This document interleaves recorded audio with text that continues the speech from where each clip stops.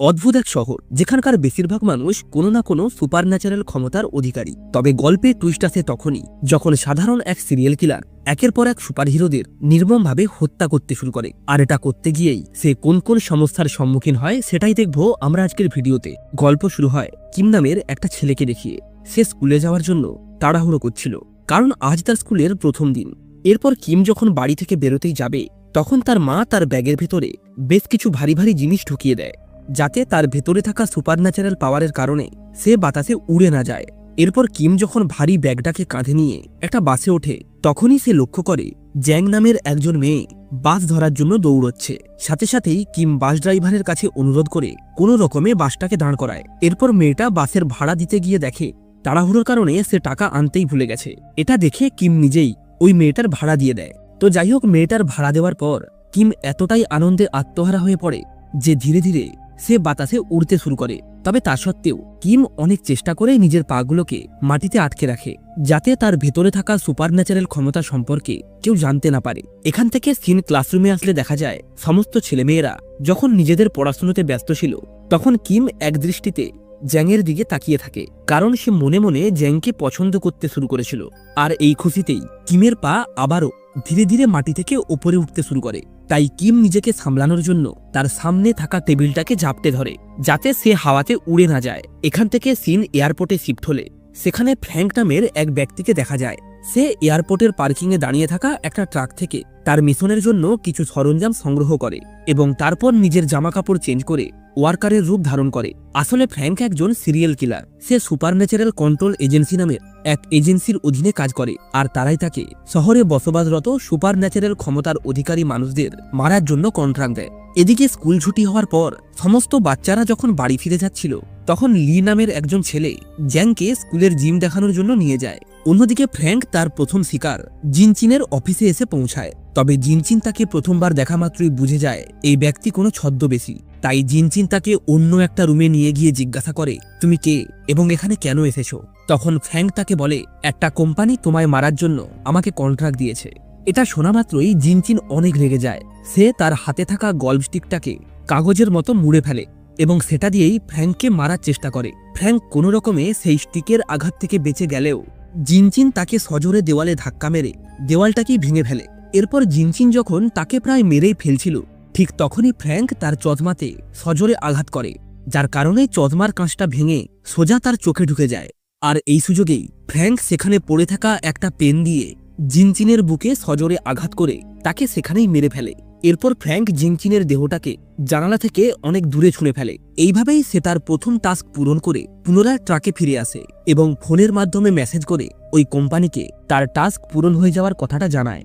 এদিকে কিমের মা ইউন যখন তার ঘর পরিষ্কার করছিল তখন সে তার ফোনে দেখতে পায় জিনচিনকে কেউ একজন হত্যা করেছে, আর এই হত্যার খবরটা খুব দ্রুত ভাইরাল হচ্ছে। অন্যদিকে স্কুলের ক্লাস শেষ হওয়ার পরেও জ্যাং একাই ক্লাসরুমে বসে পড়াশোনা করছিল, কারণ স্কুল শেষ করে সে একটা ভালো কলেজে অ্যাডমিশন নিতে চায়। তবে এটা হওয়া যে কতটা কঠিন সেটা সে ভালোভাবেই জানত, কারণ তার বাবা অনেক গরিব ছিল।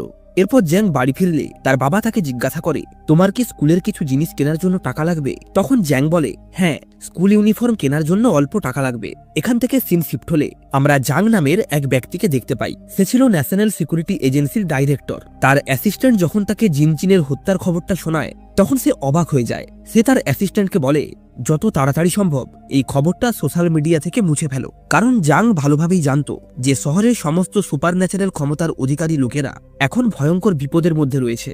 অন্যদিকে কিম রাতে তার মায়ের তৈরি করা খাবার খেয়ে ঘুমিয়ে পড়ে। তবে ঘুমোতে ঘুমোতে সে জ্যাংকে নিয়ে এতটাই গভীর স্বপ্নে হারিয়ে যায় যে সে উড়তে উড়তে বাড়ির ছাদে গিয়ে চিপকে যায়। এই সময় কিমের মা ইউন তার গোপন বক্স থেকে একটা বন্দুক বের করে এবং সেটাকে ভালোভাবে পরিষ্কার করে রিলোড করে রাখে, কারণ সে খুব ভালোভাবেই জানত যে ওই খুনি জিনচিনকে মেরেই থেমে থাকবে না। এখান থেকেই ইউনের অতীত জীবন দেখানো হয়, যখন সে কিমকে কাঁধে নিয়ে একাই রাস্তায় রাস্তায় ঘুরে বেড়াচ্ছিল, কারণ তার কাছে থাকার মতো কোনো ঘর ছিল না। তবে একজন দয়ালু ব্যক্তি ইউনের এমন অবস্থা দেখে তাদেরকে থাকার জন্য নিজের খালি ফার্ম হাউসটা দিয়ে দেয়। এরপর সময়ের সাথে সাথে ইউন ওই ফার্ম হাউসটাকে একটি বিশাল প্লেগ্রাউন্ডে রূপান্তরিত করে এবং তার চারপাশে একাধিক নেট লাগিয়ে দেয়, যাতে কিম তার ওড়ার ক্ষমতাকে নিজের কন্ট্রোলে আনতে পারে। তবে দুঃখের বিষয় হলো কিম তখন এতটাই ছোট ছিল যে সে এই সবের কিছুই বুঝতে পারছিল না। এই কারণেই তাকে ট্রেনিং দিতে তার মায়ের অনেক কষ্ট হয়। এরপর বেশ কয়েকটা মাস পেরিয়ে যায়। ইউন নিজের এবং কিমের খরচ চালানোর জন্য ওই ফার্ম হাউসটাকে একটা রেস্টুরেন্টে বদলে নেয়, আর সৌভাগ্যবশত ওই রেস্টুরেন্টটাও রমরমিয়ে চলতে থাকে। নিজের রেস্টুরেন্টের কাজে সর্বদাই ব্যস্ত থাকার কারণে ইউন কিমের বাইরে খেলতে যাওয়া বন্ধ করে দেয়, যে কারণে কিম তার পুরো ছোটবেলাটাই কার্টুন এবং সুপার হিরোদের দেখেই বড় হতে থাকে। আর সে যেহেতু উড়তে পারে তাই সে মনে করে সেও হয়তো একজন সুপার হিরো। এই কারণেই সে তার সুপার ন্যাচারাল পাওয়ার দেখানোর জন্য স্কুলের ফ্রেন্ডদের ডেকে তাদের সামনেই উড়তে শুরু করে। কিমকে এমন উড়তে দেখে তার সমস্ত বন্ধুরা অনেক খুশি হয়, তবে সে এটা জানতো না যে তার স্কুলের প্রিন্সিপাল তার এই সমস্ত কীর্তিকলাপ পেছন থেকে লক্ষ্য করছে। এরপর ঠিক সন্ধ্যেবেলায় কিমের একজন বন্ধু কিছুটা উঁচুতে উঠে কিমের মতোই ওড়ার চেষ্টা করে, তবে এটা করতে গিয়ে সে ওপর থেকে নিচে পড়ে যায়, যে কারণে তার অনেক চোট লাগে। আর সে যেহেতু কিমকে দেখেই এইসব করছিল, তাই স্কুল থেকে কিমের মাকে ডেকে পাঠানো হয় এবং তারা কিমের মাকে অনেক কথা শোনায়। কিম বুঝতে পারে তার কারণেই আজ তার মাকে এতগুলো কথা শুনতে হয়েছে, তাই সে বাড়ির ছাদে এসে নিজের কোমরে একটা দড়ি বাঁধে যাতে সে হাওয়ায় উড়ে না যায়। এরপর সে নিজের কৃতকর্মের জন্য অনেক কাঁদতে থাকে। তবে ঠিক এই সময় একটা ঝোড়ো হাওয়ার কারণে তার কোমরের বাঁধা দড়িটা ছিঁড়ে যায় এবং সে হাওয়াতে উড়ে যেতে শুরু করে। তবে তার মা সেই মুহূর্তেই সেখানে এসে কোনো রকমে কিমকে বাঁচিয়ে নেয়। এখান থেকে সিন প্রেজেন্টে আসলে দেখা যায় কিম এবং জ্যাং দুজনেই দৌড়াতে দৌড়াতে স্কুলের গেটটা বন্ধ হওয়ার ঠিক কয়েক সেকেন্ড আগেই কোনো রকমে স্কুলে প্রবেশ করে। অন্যদিকে ফ্র্যাঙ্ক পুনরায় সেই ছদ্মবেশ ধারণ করে একটা পুরানো বৈঠকখানায় প্রবেশ করে। এরপর বৈঠকখানার দরজাটাকে ভেতর থেকে বন্ধ করে বৈঠকখানার মালিকের সামনে গিয়ে দাঁড়ায় এবং তাকে জিজ্ঞাসা করে, আপনি কি সবার কাছে বাঙ্ক নামে পরিচিত? তার মুখে এই নামটা শোনা মাত্রই সে বুঝে যায় ফ্র্যাঙ্ক কি কারণে তার কাছে এসেছে। তাই ওই ব্যক্তি বিদ্যুতের শক্তি ব্যবহার করে বৈঠকখানার সমস্ত লাইট বন্ধ করে দেয় এবং তারপর রেডিও থেকে একটা ব্যাটারি খুলে সেটার সাহায্যে নিজের শরীরে বিদ্যুতের শক্তিকে জাগ্রত করে। এরপর সে ওই শক্তির সাহায্যেই ফ্র্যাঙ্কের ওপর আক্রমণ করে। তার এই আক্রমণে ফ্র্যাঙ্ক বেশ আহত হয়ে পড়ে। তাই ওই বিদ্যুৎ থেকে বাঁচার জন্য ফ্র্যাঙ্ক বৈঠকখানায় থাকা বিভিন্ন বইগুলিকে ব্যবহার করতে থাকে এবং অনেক প্রচেষ্টার পর কোনো রকমে তার হাত থেকে ব্যাটারিটা নিচে ফেলে দেয়। তবে মুহূর্তের মধ্যেই ওই ব্যক্তি পুনরায় ব্যাটারিটা হাতে তুলে ফ্র্যাঙ্কের শরীরে আবারও একটা বিদ্যুতের শক দেয়, যে কারণে ফ্র্যাঙ্ক ছিটকে গিয়ে দেওয়ালে ধাক্কা খায়। এরপর ওই ব্যক্তি তার ড্রয়ার থেকে একটা ছবি বের করে সেটাতে আগুন লাগিয়ে দেয়। তবে সেই মুহূর্তেই ফ্র্যাঙ্ক তাকে আটকাতে আসলে সে তার বিদ্যুতের শক্তিকে কাজে লাগিয়ে ফ্র্যাঙ্কের গলা চেপে ধরে। তবে তা সত্ত্বেও ফ্র্যাঙ্ক কোনো রকমে নিজেকে তার হাত থেকে মুক্ত করে সজোরে একটা পাঞ্চ মেরে ওই ব্যক্তিকে মেরে ফেলে। এরপর ফ্র্যাঙ্ক ওই ব্যক্তির অর্ধেক জ্বালানো ছবিটাকে দেখলে বুঝতে পারে তার একটা ছেলেও রয়েছে। ছেলেটার ছবি দেখে ফ্র্যাঙ্ক কিছুটা আপসেট হয়ে পড়ে এবং দ্রুত সেখান থেকে বেরিয়ে তার ট্রাক নিয়ে চলে যায়। এদিকে জ্যাং যখন স্কুলে বসেছিল ঠিক তখনই ব্যাং নামের একটা ছেলে এসে জ্যাংকে ডিস্টার্ব করতে শুরু করে, যা দেখে ওই ক্লাসে উপস্থিত লি নামের একটা ছেলে তাকে আটকায় এবং নিজের জায়গায় ফিরে যেতে বলে। এরপর জ্যাং যখন তার জিমনাস্টিক ক্লাসের জন্য যাচ্ছিল তখনই ব্যাং নামের ওই ছেলেটি আবারও তাকে ডিস্টার্ব করতে শুরু করলে লি তাকে সাবধান করে। তবে ব্যাং এতে রেগে গিয়ে লিকে চ্যালেঞ্জ করে বলে, সাহস থাকলে স্কুলের বাইরে দেখা কর। আর দেখা যায় লিও তার এই চ্যালেঞ্জটাকে একসেপ্ট করে। এরপর লি ব্যাঙের সঙ্গে স্কুলের বাইরে দেখা করলে ব্যাং তাকে মারার জন্য এগিয়ে আসে। তবে লি খুব সহজেই তার প্রতিটা মুভকে ডজ করতে থাকে এবং সবশেষে তার শরীরে সজোরে একটা পাঞ্চ মারে, যার ফলে ব্যাং ছিটকে গিয়ে একটা গাছের সঙ্গে ধাক্কা খায়। এরপরে লি নিজের রাগ কমানোর জন্য ওই গাছটাতে একটা ঘুষি মেরে গাছটাকেই ভেঙে ফেলে। আর এটা দেখে বোঝা যায় লি কোনো সাধারণ ছেলে নয়, তার মধ্যেও একটা সুপার ন্যাচারাল পাওয়ার রয়েছে। তবে লিয়ের এই সমস্ত কর্মকাণ্ড দূর থেকে একটা টিচার দেখে নেয়। এর কিছুক্ষণ পরেই দেখা যায় বাঙ্ক নামের ওই ব্যক্তির খুনের খবরটাও চারিদিকে ছড়িয়ে পড়েছে। ইউন ওই খবরটা দেখে খুব চিন্তায় পড়ে যায়, কারণ তার ছেলের মধ্যেও তো সুপার ন্যাচারাল পাওয়ার রয়েছে। এদিকে বিকেলবেলায় কিম এবং জ্যাং একটা স্টোরে যায় স্কুলের ইউনিফর্ম কেনার জন্য। এরপর তারা একটা রেস্টুরেন্টে খাবার খায়। অন্যদিকে ফ্র্যাঙ্ক যখন গাড়িতে বসে ওই ছেলেটার ছবি দেখতেছিল ঠিক তখনই তার ফোনে আবারও একটা মেসেজ আসে, যেটাতে তার পরবর্তী শিকারের নাম ও অ্যাড্রেস দেওয়া ছিল।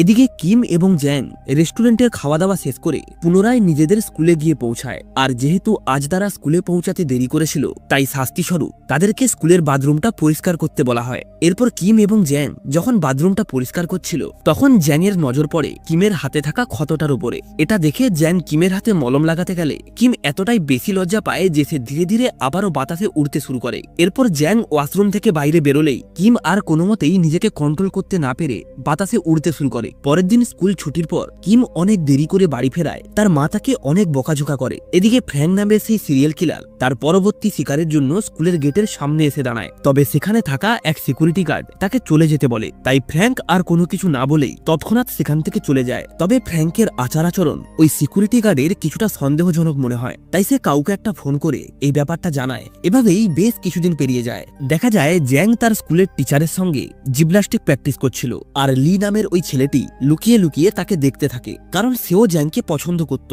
এমনভাবেই একদিন প্র্যাকটিসের সময় জ্যাংয়ের পা মচকে যায়, যার কারণে সে অনেক আঘাত পায়। জ্যাংয়ের এমন অবস্থা দেখে লি যখন দৌড়ে তার কাছে আসতেই যাবে, ঠিক সেই মুহূর্তেই কিম বাতাসে উড়তে উড়তে জ্যাংয়ের কাছে এসে পৌঁছায়। এটা দেখে লি সেখানেই দাঁড়িয়ে যায়। এরপর জ্যাং কিমের সাহায্য নিয়ে পুনরায় তার প্র্যাকটিস চালু করে। তবে জ্যাংয়ের এত কাছে আসায় কিম পুনরায় হাওয়াতে উড়তে উড়তে বেশ কিছুটা দূরে গিয়ে পড়ে, যা দেখে জ্যাং তাকে সাহায্য করার জন্য তার কাছে আসে। কিন্তু কিম জ্যাংকে বলে সে ঠিক আছে, আর এটা বলেই সে দ্রুত সেখান থেকে বেরিয়ে যায়। তবে জ্যাংয়ের এই পুরো ব্যাপারটাই মাথার ওপর দিয়ে যাচ্ছিল।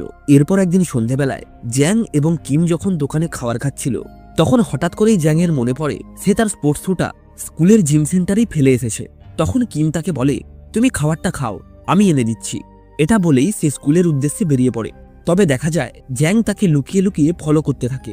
এরপর জ্যাং স্কুলে পৌঁছে কিমের পায়ের ছাপগুলি অনুসরণ করে সামনের দিকে এগোতে থাকে, আর এইভাবেই এগোতে এগোতে সে কিমের সঙ্গে কাটানো সেই মুহূর্তগুলো মনে করতে থাকে। এর মধ্যেই কিম হঠাৎ করেই তার সামনে চলে আসে। তখন জ্যাং তাকে জিজ্ঞাসা করে, আমি যখনই তোমার কাছে আসি তখনই তুমি এমন আজব ধরনের ব্যবহার কেন করো? তখন কিম বলে, না না, তেমন কিছু নয়, আমি এমনিই এরকম। এভাবেই কথা বলতে বলতে জ্যাং লক্ষ্য করে কিমের হাতে থাকা ব্যান্ডেজটা খুলে যাচ্ছে। তাই সে কিমের হাতে হাত দিতেই কিম এতটা লজ্জা পেয়ে যায় যে সে হাওয়াতে উড়ে গিয়ে স্কুলের ছাদে চিপকে যায়। কিমের এমন অবস্থা দেখে জ্যাং বেশ ঘাবড়ে যায়। সে কোনো রকমে সিঁড়ি থেকে লাফ দিয়ে কিমের পা টেনে তাকে নিচে নামায়। এরপর সে কিমের কাঁধে তার ভারী ব্যাগটা ঝুলিয়ে দেয় এবং তাকে জড়িয়ে ধরে, ফলে কিম কিছুটা স্বাভাবিক হয়। এদিকে ইউন বাড়িতে খাবার তৈরি করছিল। তবে তখনই সে দেখতে পায় কিম প্রথমবারের মতো তার কোনো ফ্রেন্ডকে বাড়িতে নিয়ে এসেছে, তাই ইউন অনেক খুশি হয়। অন্যদিকে ফ্র্যাঙ্ক নামের ওই ব্যক্তি একটা সেলুনে যায় চুল কাটার জন্য, আর সেখানেই তার হং নামের একটা মেয়ের সঙ্গে দেখা হয়। এরপর মেয়েটি যখন ফ্র্যাঙ্কের হেয়ার কাট করছিল, তখন ফ্র্যাঙ্ক তাকে জিজ্ঞাসা করে, তোমার আসল নাম কি নাজু? এটা শোনা মাত্রই মেয়েটি তার ঘাড়ে একটা কাঁচি ঢুকিয়ে দেয়। সাথে সাথেই ফ্র্যাঙ্কও তাকে সজোরে আঘাত করে। এরপর ফ্র্যাঙ্ক কোনো রকম সমস্যা ছাড়াই তার মাথা থেকে খুব সহজেই কাঁচিটাকে বের করে ফেলে, যা দেখে বোঝা যায় ফ্র্যাঙ্ক তার শরীরের যে কোনো ক্ষতকেই খুব সহজেই ভালো করে নিতে পারে। তাই ওই মহিলা ঘাবড়ে গিয়ে ফ্র্যাঙ্কের ওপর গুলি চালাতে শুরু করে। তবে ওই গুলির আঘাতেও ফ্র্যাঙ্কের তেমন কোনো ক্ষতি হয় না। তাই ওই মহিলা দৌড়ে রুমের ভেতরে যায় এবং তার এক্স রে ভিশনের শক্তিকে কাজে লাগিয়ে ফ্র্যাঙ্ককে দেওয়ালের ওপার থেকেই গুলি করতে থাকে। তবে ফ্র্যাঙ্ক কোনো অংশেই কম যায় না। সে দৌড়ে গিয়ে দেওয়াল ভেঙে ওই মহিলার কাছে পৌঁছে যায়। তখন ওই মহিলা বাধ্য হয়েই তার কাছে থাকা একটা শটগান দিয়ে ফ্র্যাঙ্ককে গুলি করে, যার কারণে ফ্র্যাঙ্ক ছিটকে গিয়ে দেওয়ালের সঙ্গে ধাক্কা খায়। এরপর ওই মহিলা যখন কাঁচি দিয়ে পুনরায় ফ্র্যাঙ্কের উপরে আক্রমণ করতে যায়, তখন ফ্র্যাঙ্ক তাকে আটকে নেয় এবং তার গলা চেপে ধরে। তখন ওই মহিলা তাকে বলে, তুমি একজন সাধারণ কিলার, আর গ্যাংগো তোমাকে দেখা মাত্রই মুহূর্তের মধ্যেই মেরে ফেলবে। এই কথাটা শুনে ফ্র্যাঙ্ক নিজের রাগ কন্ট্রোল করতে না পেরে সেই কাঁচিটা ওই মহিলার গলায় ঢুকিয়ে তাকে সেখানেই মেরে ফেলে। এদিকে দেখা যায় রাতের বেলায় ডিনার শেষ করে জ্যাং একাই বাড়ি যাওয়ার উদ্দেশ্যে বেরিয়ে পড়ে। তবে কিমের মা ইউন এটা জানা মাত্রই একটা মেয়েকে রাত্রিবেলায় একা ঘর পাঠানোর কারণে কিমকে অনেক বকাঝোকা করে। তাই কিম তার সুপারন্যাচারাল পাওয়ার ইউজ করে মুহূর্তের মধ্যেই জ্যাংয়ের কাছে পৌঁছে যায়। তাকে দেখে জ্যাং অনেক খুশি হয়। পরের দিন কিম জ্যাংয়ের সঙ্গে একটা প্লেগ্রাউন্ডে আসলে জ্যাং তাকে বলে, আগের স্কুলটা সে নিজে থেকে ছাড়েনি, তাকে স্কুল থেকে বের করে দেওয়া হয়েছিল, কারণ সে একাই স্কুলের 17 জন মেয়েকে মারধর করছিল। আর এখান থেকেই সিন ফ্ল্যাশব্যাকে গেলে দেখা যায় একদিন জ্যাংয়ের পুরানো স্কুলে কিছু স্টুডেন্ট একটা মেয়েকে অনেক ডিস্টার্ব করছিল। তাই জ্যাং রাগ কন্ট্রোল করতে না পেরে তাদের সঙ্গে ফাইট শুরু করে। তবে বেশ কিছুক্ষণ ফাইট চলার পর ওই মেয়েগুলো বুঝতে পারে তাদের দেওয়া আঘাতগুলো জ্যাংয়ের কোনো ক্ষতি করতে পারবে না। ঠিক এই সময় ওই মেয়েগুলোর লিডারের বয়ফ্রেন্ড এসে জ্যাংকে একটা বেসবল ব্যাট দিয়ে মারা শুরু করে। তবে সেই আঘাতগুলোতেও জ্যাংয়ের তেমন কিছু ক্ষতি হয় না। জ্যাং কোনোভাবে ওই ছেলেটার হাত থেকে বেসবল ব্যাটটা কাড়িয়ে তার মাথায় সজোরে আঘাত করে। আর এই কারণেই জ্যাংয়ের বাবাকে স্কুলে ডেকে পাঠানো হয় এবং শাস্তিস্বরূপ জ্যাংকে স্কুল থেকে বের করে দেওয়া হয়। এদিকে নাজু নামের ওই মহিলার শ্রদ্ধাঞ্জলির সময় ফ্র্যাঙ্ক তার বাচ্চাদের সঙ্গে দেখা করে, তবে ছেলেগুলোর তাদের মায়ের প্রতি এত ভালোবাসা দেখে ফ্র্যাঙ্ক অনেক দুঃখ পায় এবং সে ওই বাচ্চাগুলোকে মারার প্ল্যান ক্যান্সেল করে দেয়। সবশেষে দেখা যায় বিদ্যুতের ক্ষমতাধারী সেই ব্যক্তির ছেলে তার বাবার মৃত্যুর বদলা নেওয়ার জন্য খুনিকে খুঁজে বেড়াচ্ছে, আর তার শরীরেও তার বাবার মতোই সেই স্পেশাল ক্ষমতাটা রয়েছে। ছেলেটির নাম হলো জঙ্গিজে। জঙ্গিজে আগে বুঙ্গোমেন নামের একটা শোতে বুঙ্গোমেন ক্যারেক্টারে অ্যাক্টিং করত। শোটি বাচ্চাদের মধ্যে অনেক পপুলার ছিল, তাই ধীরে ধীরে জঙ্গিজের খ্যাতি বাড়তে থাকে।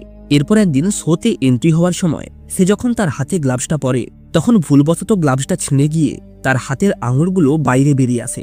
আর যেহেতু তখনই তাকে এন্ট্রি নিতে হয়, তাই সে ওই গ্লাভসটাকে চেঞ্জ করার সময় পায় না। এরপর বুঙ্গেম্যানের পোজগুলি দেওয়ার সময় তার আঙুল থেকে কারেন্ট বেরোনোর কারণে স্টেজের সমস্ত লাইট ব্লাস্ট হয়ে যায়, যার ফলে সেখানে থাকা সমস্ত বাচ্চারা ভয় কাঁদতে শুরু করে। এই দুর্ঘটনার পরে শোয়ের ম্যানেজমেন্ট জঙ্গিজেকে তার কাজ থেকে বের করে দেয়।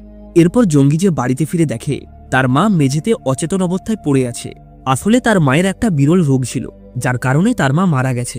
মাকে হারিয়ে জঙ্গিজে অনেক ভেঙে পড়ে।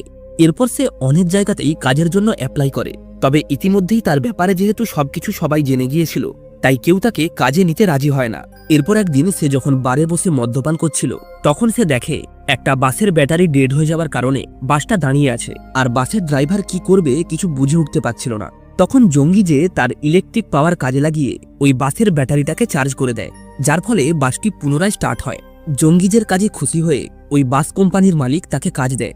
আর মজার বিষয় হলো জঙ্গিজে সেই বাসটাই চালাতো যেটাতে কিম এবং জ্যাং স্কুলে যেত। এরপর জঙ্গিজে জানতে পারে তার বাবাকে কেউ একজন হত্যা করেছে। তার বাবা বাঙ্ক যে ব্যাটারির শক্তি দিয়ে ফ্রাঙ্কের সঙ্গে লড়াই করেছিল, জঙ্গিজে সেটা হাতে নিয়েই তার বাবার সঙ্গে কি হয়েছিল সেটা জানতে পারে। এখান থেকেই সিন চলে আসে কিমের স্কুলে। আজ তাদের স্কুলে নতুন একটা স্টুডেন্ট ট্রান্সফার হয়ে এসেছে। মেয়েটির নাম হেলেন, আর এটি হলো সেই মেয়ে যার জন্য জ্যাং একা 17 জনের সঙ্গে লড়াই করেছিল। হেলেনকে দেখে জ্যাং অনেক খুশি হয়। এরপর টিফিন টাইমে তারা যখন খাচ্ছিল, তখন ব্যান নামের সেই ছেলেটি, যাকে লি অনেক মারধর করেছিল, সেই ছেলেটি লিয়ের প্লেটে তার খাবারটা ঢেলে দেয়। লি বলে, এটা তুমি কি করছো? ব্যান বলে, তোমার রাগ হচ্ছে? তাহলে আমাকে মারো, ঠিক যেভাবে আগের দিন মেরেছিলে। এরপর ব্যান লিয়ের চশমাটা খুলে সেটাকে তরকারির ভিতরে ডুবিয়ে দেয় এবং সে লিয়ের কানে কানে বলে, আমি তোমাকে ছাড়বো না, তোমার সমস্ত কীর্তি আমি ফাঁস করে দেব। ব্যান এই কথাগুলো আস্তে আস্তে বললেও কিম সেগুলি শুনতে পায়। ব্যান এরপর সেখান থেকে চলে যায়। লিয়ের ব্যানের উপরে অনেক রাগ হলেও সে তাকে কিছুই বলে না এবং খাবার না খেয়েই উঠে চলে যায়। অন্যদিকে জ্যাং যখন প্র্যাকটিসের জন্য অডিটোরিয়ামে যায়, সে দেখে লি সেখানে একা বসে আছে। জ্যাং লিকে তার চশমাটা দিয়ে বলে, তুমি যেটা করেছো সেটা সবাই পারে না। ব্যান তোমাকে এত অপমান করার পরেও তুমি নিজেকে শান্ত রেখেছো, যেটা সত্যি প্রশংসার যোগ্য। কারণ গন্ডগোল করা অনেক সহজ, কিন্তু সিচুয়েশন কন্ট্রোল করা সবার দ্বারা হয় না। জ্যাংয়ের মুখে এই সমস্ত কথা শুনে লি অনেক খুশি হয়। অন্যদিকে জাং অর্থাৎ ন্যাশনাল সিকিউরিটি এজেন্সির চেয়ারম্যান জেনে যায় শহরে ঘটতে থাকা খুনগুলি আসলে কে করছে। অর্থাৎ সে ফ্র্যাঙ্কের ডিটেলস পেয়ে যায় এবং সে জানতে পারে ফ্র্যাঙ্ককে ইউএস এজেন্ট দ্বারা নিয়োগ করা হয়েছে। এখান থেকেই সিন শিফট হয় ফ্র্যাঙ্কের কাছে। তার ফোনে পরবর্তী টার্গেটের নাম আসে, আর তার পরবর্তী টার্গেট হলো কিমের মা ইউন। অন্যদিকে কিম লক্ষ্য করে তার ফোনের চার্জ শেষ হয়ে গেছে, তাই সে জ্যাংকে বলে তাড়াহুড়ো করে স্কুল থেকে বেরিয়ে আসে, কারণ তার মা তাকে ফোনে না পেলে অনেক চিন্তা করবে। কিম বাস ধরার জন্য স্টপেজে দাঁড়িয়েছিল, তখন জঙ্গিজে বাস নিয়ে আসে। কিম বাসে উঠে তাকে বলে, আপনি কয়েকদিন আসেননি কেন? জঙ্গিজে বলে, আমি ছুটিতে ছিলাম। কিম বলে, আপনি না আসায় আমার অনেক চিন্তা হচ্ছিল। কথাটা শুনে জঙ্গিজের অনেক ভালো লাগে। অন্যদিকে ইউন যখন কাজ করছিল, তখন তার রেস্টুরেন্টের বাইরে একটা গাড়ি আসে, আর এটা ছিল ফ্র্যাঙ্কের গাড়ি। ফ্র্যাঙ্ক রেস্টুরেন্টে ঢুকে খাবারের অর্ডার দেয়, তবে তার আচার আচরণ দেখে ইউনের কিছুটা সন্দেহ হয়, তাই সে লুকিয়ে কিমকে মেসেজ করে বাড়ি না আসার জন্য। তবে কিমের ফোন সুইচ অফ থাকায় সে মেসেজটা পায় না। এরপর ইউন ফ্র্যাঙ্ককে তার টেবিলে খাবার দেয়। তখনই সে দেখতে পায় কিম বাড়ি ফিরে এসেছে। কিম দরজা খুলে ভিতরে ঢুকতেই ইউন কিমকে বলে, হ্যালো স্যার, ওয়েলকাম। কিম কিছুতেই বুঝতে পারছিল না তার মা কেন এমনটা বলছে, তবুও সে তার মায়ের কথা মতোই একটা টেবিলে বসে খাবারের অর্ডার করে। অন্যদিকে জাং তার অফিসে একজন ইউএস কাউন্সিলরকে ডেকে পাঠায়। সে আসলে একজন আন্ডারকভার সিআইএ এজেন্ট। জাং ওই এজেন্টকে মিশনটা বন্ধ করতে বলে, তবে সে এতে রাজি হয় না। তাই জাং ওই এজেন্টের সঙ্গে একটা ডিল করে। জাং বলে, তোমরা এই মিশনটি কমপ্লিট করতে চাইলে করতে পারো, কারণ আমাদের পাস্ট জেনারেশনের উপর কোনো আগ্রহ নেই, তবে তোমার এজেন্টরা যেন নিউ জেনারেশনের সুপারহিরোদের কোনো ক্ষতি না করে। এদিকে ইউন আত্মরক্ষার জন্য তার সঙ্গে একটা গান রাখে। এরপর ফ্র্যাঙ্কের খাওয়া শেষ হলেই তার ফোনে একটা মেসেজ আসে, যেটাতে তাকে ওই মিশনটি স্থগিত রাখতে বলা হয়। সেই জন্য ফ্র্যাঙ্ক খাবারের টাকা দিয়ে চুপচাপ সেখান থেকে চলে যায়। ইউন কিমকে বলে, তোমাকে তো আমি মেসেজ করেছিলাম, তুমি মেসেজটা দেখোনি কেন? কিম বলে, আমার ফোনের চার্জ শেষ হয়ে গেছে। এটা শুনে ইউন অনেক রেগে যায় আর তাকে অনেক বকাবকি করে। অন্যদিকে ফ্র্যাঙ্ক যাওয়ার সময় তার কাছে পরবর্তী টার্গেটের ইনফরমেশন আসে, আর তার পরবর্তী টার্গেট হলো জ্যাংয়ের বাবা। ফ্র্যাঙ্ক তার ফাইলটা দেখতে দেখতেই একটা গাড়ির সামনে চলে আসে। গাড়িটি চালাচ্ছিল জঙ্গিজে। সে কোনো মতে গাড়িটাকে সামলে নেয়, তবে সে তার শক্তির সাহায্যে বুঝতে পারে তার বাবাকে যে খুন করেছে সেই ওই গাড়িটা চালাচ্ছে। তাই জঙ্গিজে তার সব প্যাসেঞ্জারকে নামিয়ে দিয়ে তার বাবার খুনিকে ধরার জন্য আসতে থাকে। ফ্র্যাঙ্ক সাইড মিরর দেখে বুঝতে পারে একটা বাস দ্রুতগতিতে তার পেছনে এগিয়ে আসছে। তাই সে গাড়িটি নিয়ে একটা ফাঁকা জায়গাতে যায় এবং তাকে ফলো করে সেই বাসটা সেখানে আসলে সে তার গাড়ি দিয়ে ওই বাসে ধাক্কা মারে, যার ফলে জঙ্গিজে বেশ আহত হয়। জঙ্গিজে ফ্র্যাঙ্ককে মারার চেষ্টা করে, কিন্তু সে ব্যর্থ হয়। ফ্র্যাঙ্ক জঙ্গিজের কাছে ওই ইলেকট্রিক পাওয়ার দেখে বুঝতে পারে সে ব্রাঙ্কের ছেলে। এরপর ফ্র্যাঙ্ক তাকে আহত করে সেখান থেকে চলে যায় এবং যাওয়ার পথে সে তার গাড়ি দিয়ে জ্যাংয়ের বাবা অর্থাৎ ডংয়ের স্কুটিতে ধাক্কা মারে, যার ফলে ডং ছিটকে গিয়ে নিচে পড়ে যায়। এই সুযোগেই ফ্র্যাঙ্ক ডংয়ের গায়ের উপর থেকে গাড়ি চালিয়ে তাকে সেখানেই মেরে ফেলে। ফ্র্যাঙ্কের পর একটা ফাঁকা জায়গাতে এসে ওই এজেন্টকে ফোন করে জানায় টাস্ক কমপ্লিট। আর তখনই আমরা দেখতে পাই ফ্র্যাঙ্কের গাড়ির নিচ থেকে ডং বেরিয়ে এসেছে, অর্থাৎ ডংয়েরও হিলিং পাওয়ার রয়েছে। সে গাড়ির কাঁচ ভেঙে ফ্র্যাঙ্ককে বাইরে এনে অনেক মারতে শুরু করে। তবে ফ্র্যাঙ্কের শরীরেও হিলিং পাওয়ার থাকায় তার ক্ষতগুলোও দ্রুত সেরে যাচ্ছিল। এরপর তাদের দুজনের মধ্যে বীভৎস এক লড়াই হয়। এই লড়াইয়ে ফ্র্যাঙ্ক কোনোভাবেই ডংয়ের সঙ্গে পেরে ওঠে না। এর কিছুক্ষণের মধ্যেই ডং ফ্র্যাঙ্ককে মেরে তার সমস্ত ফাইল সহ ভ্যানে আগুন ধরিয়ে দেয় এবং সেই ইউএস এজেন্টকে মেসেজ করে বলে, আমি তোমাকে ছাড়বো না। পরের দিন সকালে কিম স্কুলে যাওয়ার সময় তার মা তাকে একটা পাওয়ার ব্যাংক দেয় এবং তাকে বলে স্কুল ছুটি হলে সোজা বাড়িতে আসবে। আর এই কারণেই কিম জ্যাংকে তার প্র্যাকটিসেও সাহায্য করতে পারে না। অন্যদিকে জ্যাংও কিমকে খুব মিস করতে শুরু করে। এরপর দেখতে দেখতেই তাদের এক্সামের দিন চলে আসে। এক্সামের আগের দিন রাতের বেলায় জ্যাং কিমকে গুড লাক বলার জন্য তার বাড়ির বাইরে আসে। কিম জ্যাংকে দেখা মাত্রই জানালা দিয়ে এক লাফ মেরে তার কাছে চলে আসে। জ্যাং তাকে জিজ্ঞাসা করে, তুমি স্কুলের ভেতরে আমাকে এড়িয়ে চলছো কেন? কিম বলে, তুমি ভুল ভাবছো, আমি তোমাকে এড়িয়ে চলছি না, আসলে আমাকে আমার মা তাড়াতাড়ি বাড়ি ফিরতে বলেছে। জ্যাং এর পর কিমের কোলে একটা পাথর রেখে বলে, আসলে আমি তোমাকে গুড লাক বলার জন্য আসিনি, আমি এসেছি কারণ আমি তোমাকে মিস করছিলাম। এটা শোনা মাত্রই কিম খুব লজ্জা পায় আর তখনই সেখানে তুষারপাত শুরু হয়। এরপর এক্সাম শেষ হলে স্কুলের স্যার সমস্ত স্টুডেন্টদেরকে নিয়ে অডিটোরিয়ামে প্র্যাকটিস করছিল। তখনই জ্যাং হাই জাম্প প্র্যাকটিস করতে গিয়ে বোর্ডের নাটটা খুলে যায়, যার ফলে বোর্ডটি তার ওপরেই পড়তে থাকে। কিম এটা দেখা মাত্রই জ্যাংকে বাঁচানোর জন্য ওড়ার চেষ্টা করে, তবে তার পায়ে ভারী বস্তু বাঁধা থাকায় সে উড়তে পারে না। আর ঠিক তখনই লি রকেটের বেগে দৌড়ে গিয়ে জ্যাংকে বাঁচিয়ে নেয়, যা দেখে সেখানে উপস্থিত সবাই অনেক অবাক হয়ে যায়। আর এই ঘটনাটাই একটা মেয়ে রেকর্ড করে তার ইউটিউব চ্যানেলে পোস্ট করে দেয়, যার ফলে ভিডিওটি মুহূর্তের মধ্যেই ভাইরাল হয়ে যায়। অন্যদিকে কিম খুবই আপসেট ছিল, কারণ সে চেয়েও জ্যাংকে বাঁচাতে যেতে পারেনি। আর দুর্ঘটনার পর জ্যাং প্রথমে তার দিকেই তাকিয়েছিল।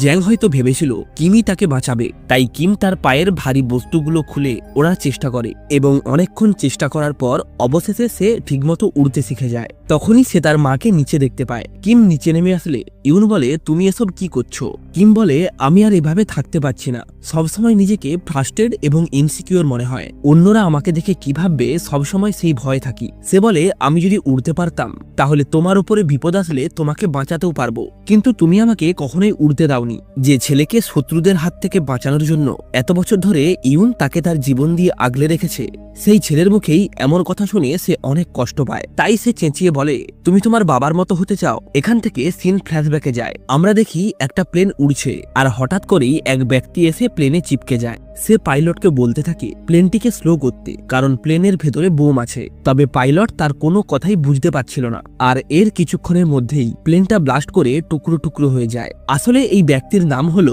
জুসিক। সে নামসান এজেন্সির একজন এজেন্ট। এখান থেকে সিন চলে আসে ন্যাশনাল সিকিউরিটির হেড অফিসে। সেখানে আমরা ইউন এবং জাংকে দেখতে পাই। ইউনও নামসান এজেন্সির একজন এজেন্ট। জাং তাকে একটা সিক্রেট মিশন দেয়, যেখানে তাকে জুসিকের উপর নজর রাখতে হবে। আসলে জুসিককে একটা টপ সিক্রেট মিশনে পাঠানো হবে, আর সেটার জন্য সে মানসিকভাবে প্রস্তুত কিনা সেটাই যাচাই করতে হবে। আর এটা জানা তখনই সম্ভব যখন ইউন জুসিকের খুব কাছের কেউ হবে। জাং বলে জুসিক প্রতি মাসে একবার হেড অফিসে আসে, আর সেই সুযোগটাকে কাজে লাগিয়েই তোমাকে তার মন জয় করতে হবে। এরপর থেকে জুসিক যখনই হেড অফিসে আসতো ইউনকে আগে থেকেই জানিয়ে দেওয়া হতো। ইউন তখন তার হাতে একটা ফাইল নিয়ে তার সামনে দিয়েই বারবার যাতায়াত করত। জুসিক ইউনকে দেখে তার সৌন্দর্যে আকর্ষিত হয়। অন্যদিকে তাদের যাতে আরো বেশি দেখা হয় সেই কারণেই জাং জুসিকের রিপোর্টিং সপ্তাহে দুবার করে দেয়। এরপর একদিন জুসিক ফাইল বয়ে দেওয়ার বাহানায় ইউনের সাথে কথা বলতে শুরু করে। ইউনও এতদিন ধরেই এই সুযোগটারই অপেক্ষায় ছিল। এভাবেই ধীরে ধীরে তাদের মধ্যে আলাপ বাড়ে। তবে জুসিক যেহেতু একজন এজেন্ট তাই সে আগে থেকেই বুঝে গিয়েছিল যে ইউন তার উপরে নজর রাখছে, আর ইউনও বুঝতে পারে যে জুসিক তাকে ধরে ফেলেছে। তবুও তারা নিজেদের বন্ধুত্ব নষ্ট করে না, কারণ তারা দুজনেই একে অপরকে পছন্দ করত। অন্যদিকে জাংয়ের অ্যাসিস্ট্যান্ট তাকে জিজ্ঞাসা করে, জুসিক তো আজ অব্দি কোনো মিশনে ফেল করেনি, তাহলে তার উপরে আপনি নজর রাখছেন কেন? এখানে জাং 2 বছর আগেকার একটা মিশনের কথা বলে। সেই মিশনে ইউনও ছিল। এই মিশনে অনেক নর্থ কোরিয়ান এজেন্ট যারা ছদ্মবেশ ধারণ করে সাউথ কোরিয়ায় লুকিয়েছিল তাদেরকে একটা ট্র্যাপে ফেলে রুমের ভেতরে আটকে দেওয়া হয়। এরপর নামসান এজেন্টরা তাদের উপর গুলি চালাতে শুরু করে, কিন্তু তাদের মধ্যেই কিছু এজেন্ট বাঁচার জন্য সেখানে মৃত মানুষের মতো শুয়ে পড়ে। তাই নামসান এজেন্ট সেই রুমে একটা স্মোক গ্রেনেড মারে এবং ওই ধোঁয়ার মধ্যেও যারা নড়ে ওঠে তাদেরকে গুলি করে মেরে ফেলে। তবে ইউনের সেই মানুষগুলোকে দেখে অনেক দয়া হয়, তাই সে স্মোক গ্রেনেডের বদলে ফ্ল্যাশ গ্রেনেড ছোড়ে, যার কারণে নামসান এজেন্টরা কিছু দেখতে পাচ্ছিল না। আর এই সুযোগেই বেঁচে থাকা মানুষগুলো সেখান থেকে পালিয়ে যায়। দেখা যায় এই মিশনের ব্যাকআপ শুটার হিসেবে জুসিক ছিল। সে ইউনকে প্রথমবারের মতো এই মিশনেই দেখেছিল, তবে অবাকভাবেই সেও তাদেরকে না মেরে যেতে দেয়। পরের দিন জাং ইউনকে জিজ্ঞাসা করে, তোমার মিশন কেমন চলছে? এখানে ইউন মিথ্যে বলে। সে বলে ভালোই চলছে। জাং তার কাছে জুসিকের সিক্রেট সম্পর্কে জানতে চাইলে ইউন বলে জুসিক খুবই সিরিয়াস স্বভাবের একজন মানুষ, তাই তার ব্যাপারে জানার জন্য আরো সময় লাগবে। সেদিন রাতের বেলায় ইউন জুসিকের সঙ্গে দেখা করতে আসে এবং কথা বলতে বলতেই তারা একে অপরের সঙ্গে ঘনিষ্ঠ হয়। পরের দিন জাং ইউনকে বলে, তোমার অ্যাসাইনমেন্ট কমপ্লিট হয়ে গেছে, তুমি খুব ভালোভাবেই কাজ করেছো। ইউন তার কথার কোনো কিছুই বুঝতে পারছিল না। কিছুক্ষণ পরেই তার এক কলিগ তাকে ফোন করে জানায় জাং জানে যে তুমি তাকে মিথ্যে কথা বলছো। এটা শুনে ইউন বুঝতে পারে জাং হয়তো তার উপর নজর রেখেছে। ইউনের অ্যাবিলিটি হলো সে বহু দূরের জিনিস স্পষ্ট শুনতে পায় এবং সে তার অ্যাবিলিটি দিয়েই বুঝতে পারে এই রুমে গোপন জায়গায় একটা ভয়েস রেকর্ডার বসানো আছে। ইউন সাথে সাথেই দৌড়ে সেই কফি মেশিনের কাছে যায় যেখানে সে এবং জুসিক প্রায় গল্প করত। কফি মেশিনটি খুললে সে তার ভেতর থেকে একটা রেকর্ডার পায়, অর্থাৎ তাদের মধ্যে কি চলছে জাং এই পুরো ব্যাপারটাই জানতো। অন্যদিকে জাং জুসিককে একটা টপ সিক্রেট মিশনে পাঠায়। জুসিক মিশনে গেলেও সে তার সুপিরিয়র্সদের কোনো অর্ডারই ফলো করে না এবং এই মিশন থেকে কোথাও একটা উধাও হয়ে যায়, যার কারণে পুলিশ তাকে তন্ন তন্ন করে খুঁজছিল। এর ঠিক 10 দিন পর জুসিক ইউনের সঙ্গে দেখা করতে আসে। তবে পুলিশ যেহেতু ইউনের উপর নজর রেখেছিল তাই তারা খুব সহজেই জুসিককে ধরে ফেলে। তাদের ডংয়ের পাস্ট দেখানো হয়। ডংয়ের মধ্যে যেহেতু হিলিং পাওয়ার রয়েছে তাই তার শরীরে আসা যে কোনো ক্ষত খুব সহজেই ভালো হয়ে যেত, আর এই কারণেই তাকে সবাই মনস্টার বলে ডাকত। একদিন একটা বারে গিয়ে ডংয়ের গ্যাং এবং অন্য একটা গ্যাংয়ের মধ্যে ঝামেলা শুরু হয়। এই ঝামেলার একটা পর্যায়ে ডং উত্তেজিত হয়ে সেই গ্যাংয়ের সবাইকে একাই পিটিয়ে ছাতু করে দেয়। এরপর ডং যখন ওই গ্যাংয়ের লিডারকে বার ছেড়ে চলে যেতে বলে, লোকটি বলে, তুমি জানো আমি কে? আমি তোমার এমন হাল করব যেটা তুমি কখনো কল্পনাও করতে পারবে না। ডং তখন একটা ছুরি নিজের পেটে গেঁথে পেটটাকে চিরে ফেলে, যা দেখা মাত্রই ওই ব্যক্তি ভয় পেয়ে সেখান থেকে দ্রুত পালিয়ে যায়। কয়েক মাস পর ডং তার বস এবং বন্ধুদের সঙ্গে বসে খাবার খাচ্ছিল, তবে হঠাৎ করেই তারা সবাই অজ্ঞান হয়ে যায়। জ্ঞান ফিরলেই ডং তার সামনে সেই গ্যাংস্টারকে দেখতে পায়। সে তাদেরকে দড়ি দিয়ে গাড়ির সঙ্গে বেঁধে রেখেছে। আসলে ডংয়ের বন্ধু মিংকি তাদের সঙ্গে বিশ্বাসঘাতকতা করেছে। এরপর ওই গ্যাংস্টার ডং সহ সেই গাড়িটাকে সমুদ্রের মধ্যে ফেলে দেয়। ডং অনেক প্রচেষ্টার পরে ওই গাড়িটা থেকে নিজেকে মুক্ত করে এবং জলের ওপরে উঠে আসে। এরপর সে রেগে গিয়ে ওই গ্যাংয়ের সবাইকেই খুব বাজেভাবে মারতে শুরু করে। মিংকি হাত জড়ো করে ডংয়ের কাছে প্রাণ ভিক্ষা চায়। বন্ধুত্বের খাতিরে ডং তাকে না মারলেও তার মুখটা চিরে দেয়। এইসব ঝামেলা মেটার পর ডং ঠিক করে এই সব কিছু ছেড়ে ছুড়ে সে দূরে কোনো এক জায়গায় বাড়ি ভাড়া নিয়ে থাকবে। তবে তার কাছে বাড়ি ভাড়া দেওয়ার পয়সাটুকুও ছিল না। ডং তখন একটা বুদ্ধি বের করে। সে ইচ্ছে করেই চলন্ত গাড়ির সামনে শুয়ে পড়তো, আর গাড়িতে ধাক্কা খাওয়ার কারণে গাড়ির ড্রাইভাররা বাধ্য হতো ডংকে ক্ষতিপূরণ দিতে, আর ডং সেই টাকা দিয়েই একটা বাড়ি ভাড়া নিয়ে থাকতে শুরু করে। এভাবেই একদিন হাঁটতে হাঁটতে ডং তার বাড়ি থেকে বেশ কিছুটা দূরে চলে আসায় বাড়ি ফেরার রাস্তা খুঁজে পাচ্ছিল না। তখনই সেখানে জিহি নামের একটা মেয়ে আসে। সে ডংকে একটা চার্চের ক্রস দেখিয়ে বলে, এটা ফলো করে সামনে এগিয়ে যাও, তাহলে তুমি একটা সুপারমার্কেটে পৌঁছে যাবে আর সেখান থেকে তুমি খুব সহজেই তোমার বাড়ি পৌঁছে যাবে। তবে ডং অনেক চেষ্টা করার পরেও রাস্তাটা খুঁজে পায় না। এরপর মেয়েটি যখন আবারও সেই জায়গাতে আসে, সে দেখতে পায় ডং তখনও সেখানেই দাঁড়িয়ে আছে। ডং কাঁদতে কাঁদতে মেয়েটাকে বলে, আমি রাস্তা হারিয়ে ফেলেছি। জিহি তখন ডংকে তার স্কুটিতে করে বাড়ি পৌঁছে দেয়। জিহি আসলে একজন কফি ডেলিভারি গার্ল। সে ক্লায়েন্টদের বাড়িতে গিয়ে তাদেরকে কফি বানিয়ে খাওয়ায়। ডং জিহিকে তার কম্পার্টমেন্টে আগেও বেশ কয়েকবার দেখেছে। সে মনে মনে তাকে পছন্দও করে। ডং এরপর থেকেই ওই রেস্টুরেন্টে কফি অর্ডার দিতে শুরু করে, যার কারণে জিহিকে বারবার তার রুমে আসতে হতো। আর এর থেকেই তাদের মধ্যে একটা ভালো সম্পর্ক তৈরি হয়। এরপর একদিন ডং যখন বাইরে থেকে রুমে ফিরছিল, তখন সে একটা রুমের ভেতর থেকে কিছু চিৎকার শুনতে পায়। তবে সে এই সবকিছুকে ইগনোর করে নিজের রুমে ফিরে যায়। আমরা দেখতে পাই জিহি ওই রুমের ভেতরে কফি ডেলিভারি করতে এসেছিল। তবে লোকগুলি তার সঙ্গে অসভ্যতামি করায় সে তাদের হাত থেকে বাঁচার জন্যই চিৎকার করছিল। ঠিক তখনই দেওয়ালে ভীষণ আওয়াজ হতে শুরু করে, আর দেখতে দেখতেই ডং রুমের দেওয়ালটাকে ভেঙে রুমে প্রবেশ করে। ডং ওই লোকগুলোকে প্রচুর মারধর করে এবং একটা রুমের ভেতরে আটকে রাখে। কিছুক্ষণ পর সেই লোকগুলোকে ছাড়ানোর জন্য আরো কিছু গুন্ডা সেখানে আসে। তবে ডং মুহূর্তের মধ্যেই তাদের সবাইকে মেরে ফেলে। এরপর মিঙ্কি সেখানে তার পুরো গ্যাং নিয়ে চলে আসে। ডং এত লোক দেখে বাধ্য হয়েই সেখান থেকে পালাতে শুরু করে। এখানে আমরা জুসিক এবং জাংকেও দেখতে পাই। তারা এখানে এসেছে ডংয়ের অ্যাবিলিটি দেখার জন্য, কারণ তারা তাদের সুপার হিউম্যান আর্মিতে ডংকে নিতে চায়। ওদিকে ডং পালাতে পালাতে তার সামনে জিহি চলে আসে। সে ডংকে স্কুটিতে চাপতে বলে, তবে ডং কোনো মতেই তার স্কুটিতে চাপতে রাজি হয় না, কারণ সে যদি জিহির স্কুটিতে চাপে তাহলে তার সঙ্গে জিহিও বিপদে পড়বে। আর এদিকে জিহি ভাবছে তার জন্যই লোকগুলি ডংকে তাড়া করছে, তাই সে চেঁচিয়ে লোকগুলিকে বলে, আমি ওর গার্লফ্রেন্ড, তোমরা ওকে ছেড়ে দাও। তাই ডং আর কোনো উপায় না পেয়ে জিহির স্কুটিতে বসে সেখান থেকে পালিয়ে যায়। তবে হঠাৎ করেই একটা গাড়ি সামনে থেকে তাদের স্কুটিতে ধাক্কা মারে। জং জিহিকে ভালো করে জড়িয়ে ধরে যাতে তার কোনো আঘাত না লাগে। জিহির আঘাত না লাগলেও সে অজ্ঞান হয়ে যায়। তবে ওই গাড়িটা আবারও ডংয়ের দিকে ধেয়ে আসতে থাকে। ডং দৌড়ে গিয়ে ওই গাড়িটার কাঁচ ভেঙে দেয় এবং ওই গাড়িটা ডংকে নিয়ে একটা খাদে পড়ে যায়। এত উঁচু থেকে নিচে পড়ার কারণে ডং খুব বাজেভাবে আহত হয়। ঠিক তখনই সেখানে মিঙ্কি চলে আসে। সে যখন ডংকে মারতেই যাবে, ঠিক তখনই পেছন থেকে কেউ একজন তাকে গুলি করে মেরে ফেলে। আর ডং আকাশে তাকালে সে জুসিককে দেখতে পায়। এর ঠিক 6 মাস পর ডংকে ন্যাশনাল সিকিউরিটি এজেন্সির টিমে জয়েন করানো হয়। জুসিক এবং ডং দুজনেই একসঙ্গে অনেক রেস্কিউ মিশনে যায়। এখান থেকেই সিন চলে আসে জুসিকের অ্যারেস্ট হওয়ার দিনে। জুসিক পুলিশের হাত থেকে বাঁচার চেষ্টা করছিল। সে যখন তার বন্দুকটা বের করতে যায় তখন সে সেটা পায় না। এরপর ইউন বন্দুক দিয়ে জুসিকের দিকে তাক করে। জুসিক এটা দেখে অনেক ভেঙে পড়ে, কারণ তার ভালোবাসার মানুষটাই তাকে ঠকিয়েছে। পুলিশ জুসিককে অ্যারেস্ট করে জাংয়ের কাছে নিয়ে আসে। জাং তাকে বলে, আমাকে মিশনের রিপোর্ট দাও। তবে জুসিক তাকে কোনো রিপোর্ট দেয় না এবং বলে, আমি এই এজেন্সি ছেড়ে দেব। এটা বলেই সেখানে থাকা সবাইকে সে পিটিয়ে আহত করে দেয় এবং জাংয়ের মাথায় বন্দুক ঠেকিয়ে তাকে বাইরে নিয়ে আসে। নিচে তাদের দেখে অনেক মানুষ জড়ো হয়, আর তাদের মধ্যে ইউনও ছিল। জুসিক ইউনের দিকে গুলি চালায়, তবে ডং ইউনের সামনে এসে তাকে বাঁচিয়ে নেয়। আসলে এই সবকিছুই জুসিকেরই প্ল্যান ছিল। সে ইউনকে বিয়ে করে সুখী জীবন কাটাতে চেয়েছিল। তবে সে ভালোভাবেই জানতো এই এজেন্সি তার পিছু ছাড়বে না। তাই সিক্রেট মিশনে যাওয়ার আগে সে তার প্ল্যানটা ডংকে জানায়। এরপর সে রিস্ক নিয়ে ইউনের সঙ্গে দেখা করতে আসে এবং নিজেই ইউনকে বলে বন্দুকটা নিয়ে তার দিকে তাক করতে। আর সে সবার সামনে ইউনের ওপর গুলি চালিয়েছে এই কারণেই যাতে সবাই মনে করে তাদের মধ্যে কোনো সম্পর্ক নেই। জুসিকের পর জাংকে নিয়ে সেখান থেকে চলে যায়। পরদিন পুলিশ জাংকে একটা গাছের উপরে দেখতে পায়, তবে তারা জুসিককে কোথাও খুঁজে পায় না। কয়েক মাস পর জুসিক আবারও ইউনের কাছে আসে এবং তাকে নিয়ে অনেক দূরে চলে যায়। তারা অনেক সুখী ছিল। দেখতে দেখতেই ইউনের কোল আলো করে জন্ম নেয় কিম। তারা জীবনযাপনের জন্য আপেল চাষ করত। কিছুদিনের মধ্যেই জুসিক এবং ইউন বুঝতে পারে কিমের মধ্যেও ঠিক তাদের মতনই সুপার পাওয়ার রয়েছে। এরপর একদিন রেহুক নামের এক ব্যক্তি জুসিকের কাছে আসে আপেল কিনতে, আর ওই ব্যক্তি হলো বর্তমান সময়ে কিমের স্কুলের প্রিন্সিপাল। পরের দিন রাত্রিবেলায় ইউন তার অ্যাবিলিটি দিয়ে বুঝতে পারে অনেক লোক একসঙ্গে তাদের বাড়ির দিকে এগিয়ে আসছে, অর্থাৎ আর্মিরা তাদের বাড়িটাকে চারিদিক দিয়ে ঘিরে ফেলেছে। জুসিক ইউনকে বলে, তুমি কিমকে নিয়ে পেছনের দরজা থেকে পালিয়ে যাও, আর ততক্ষণ আমি সবাইকে ব্যস্ত রাখবো। ইউন জুসিককে কোনোভাবেই একা ছেড়ে যেতে রাজি হয় না।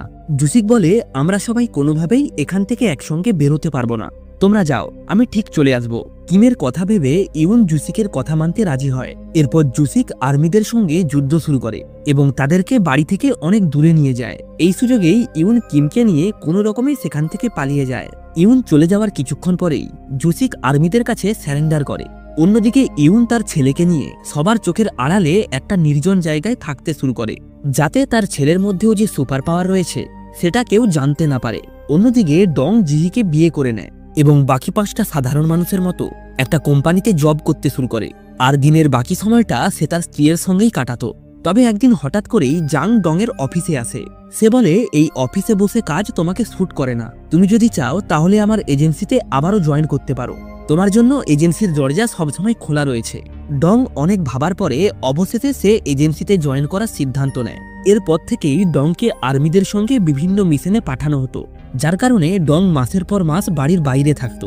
এর ফলে জিহি বাড়িতে একদম একা হয়ে পড়ে। অন্যদিকে আর্মিদের সঙ্গে এক সুপার হিউম্যানের যুদ্ধ লেগে যায়। লোকটির গায়ে ছিল অসম্ভব শক্তি। সে বিশাল বড় বড় পাথর খুব সহজেই ওপর থেকে নিচে ফেলে দিচ্ছিল, যার কারণে অনেক আর্মি ওই পাথর চাপা পড়ে মারা যায়। একই সাথেই লোকটা এত দ্রুত দৌড়াতো যে ডং কোনোভাবেই তার সঙ্গে পেরে উঠছিল না। ওই ব্যক্তি ডংকে আহত করে সেখান থেকে পালিয়ে যায়। এই মিশনের পর ডং বাড়ি ফিরে আসে। এরপর তার মেয়ে জং এর জন্ম হয়। এদিকে ডং এর সঙ্গে সুপার হিউম্যান টিমে ব্রাঙ্ক, নাজু ও চিনচেন জয়েন করে।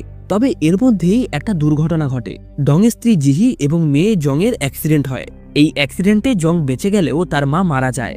ডং জিহির মৃত্যুতে অনেক কষ্ট পায়। জিহি আর বেঁচে নেই। এদিকে ডংকে প্রায় রেস্কিউ মিশনে যেতে হতো, যার কারণে জং অনেক একা হয়ে পড়ে। তাই সে জাংকে বলে হেড অফিস থেকে তার জবটা ট্রান্সফার করিয়ে নেয়। এখান থেকে সিন চলে আসে জেমেন নামের এক ব্যক্তির কাছে। জেমেন একটু বোকা টাইপের মানুষ। সে আসলে লিয়ের বাবা। লিয়ের স্কুল থেকে ফেরার সময় হয়ে যাওয়ায় জেমেন দ্রুত তাকে আনতে যাওয়ার জন্য জোরে দৌড়াতে শুরু করে। তবে সে যে গতিতে ছুটছিল সেটা কোনো সাধারণ মানুষের পক্ষে সম্ভব নয়। অর্থাৎ জেমেনও একজন সুপার হিউম্যান। জেমেন স্কুলে গিয়ে লিকে একটা শার্ট দেয়, তবে লি সেটা নেয় না, কারণ সে তার বাবাকে পছন্দ করে না। আসলে 3 বছর আগে যখন লি একদম ছোট ছিল তখন জেমেনের সঙ্গে এক ব্যক্তির ঝামেলা হয়, যার কারণে ওই ব্যক্তি গুরুতরভাবে আহত হয়।